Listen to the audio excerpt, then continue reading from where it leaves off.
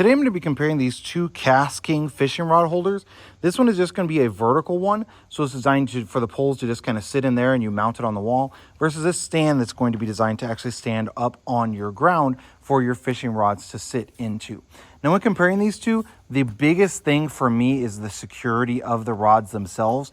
And for that, I really feel like the KastKing standing rod holder does a much better job than their vertical rod holder. When you take and put your fishing pole inside of here, let me just kind of show you that.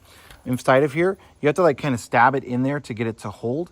And over time, I really do feel like this is just going to slowly slide its way down if you don't actually like shove it in really hard. So if I'm just kind of putting it in like that, you can see right there, it actually fell off. Because I didn't actually put it in very hard. Now, I can obviously kind of shove it a little bit. And if it's too far up, then it's going to kind of get caught there maybe. But then maybe it's going to work its way out kind of like it is right there. And then all it's got to do is turn a little bit and then it's going to fall down entirely.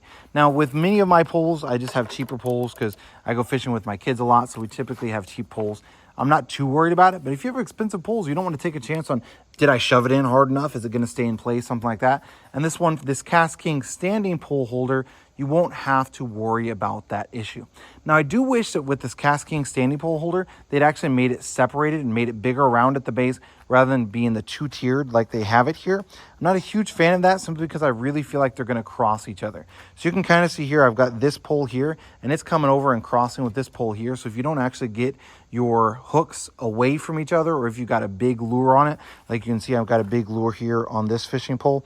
If you got a big lure on it, that could be an issue with this KastKing one. So overall, if I had to choose between these two, if you have room on the ground, I really do prefer the KastKing standing one over their vertical fishing rod mount.